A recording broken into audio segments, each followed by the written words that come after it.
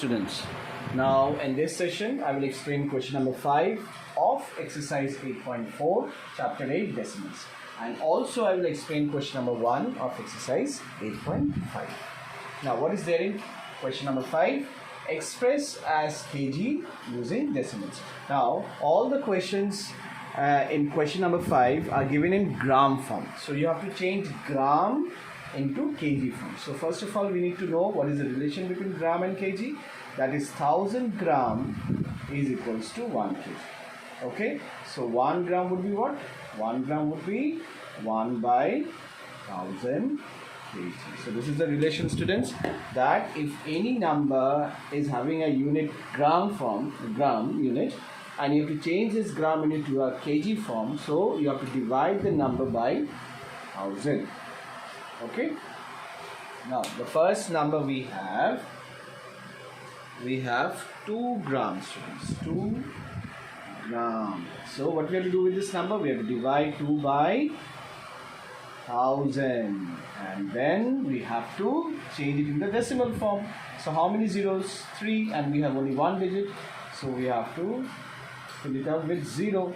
So 3 digits is there. Now put some 0. Never leave the whole number place empty, so we have to put 0 out here.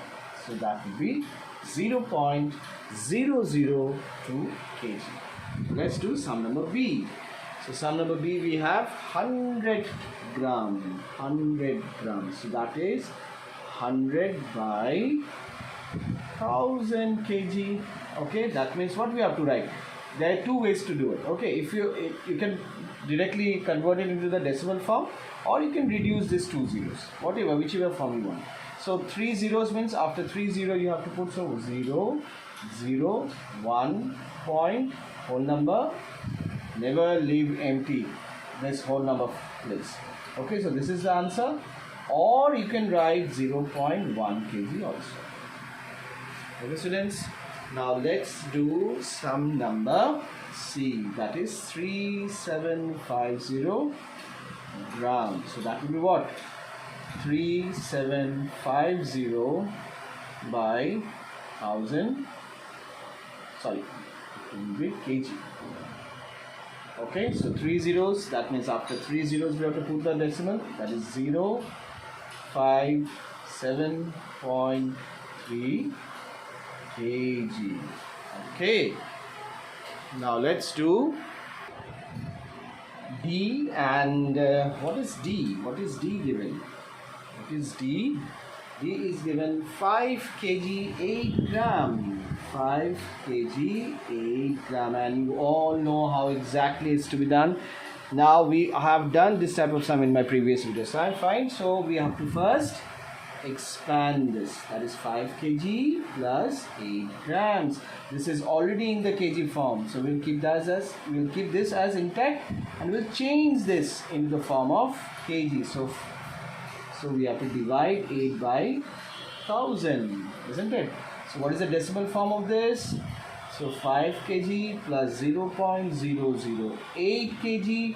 Now we'll add this to and get the final answer as 5.008 kg. Okay, so I hope everyone has understood this 4 sum, and sum number E, try it on yourself. Okay, students, so now let's move on to question number 1 of exercise 8.5. Now we have to find the sum of the required decimals given. You see, there are all decimal numbers. Now we have to add it. Very, very easy, students. So what is the first question? 0.007. Then plus 8.5 plus 30.08. Now we have to add it. The first thing, you have to write this question in the horizontal form, and then you have to arrange all those decimal form in the vertical form. Fine, how to do that? 0.007. okay, 8.5. You have to be very careful that the 10th unit will be under 10th unit, 10th ones digit should be under ones digit. Very neatly you have to write, and if there are gaps are there, then you can fill it with zeros. Okay, no issues.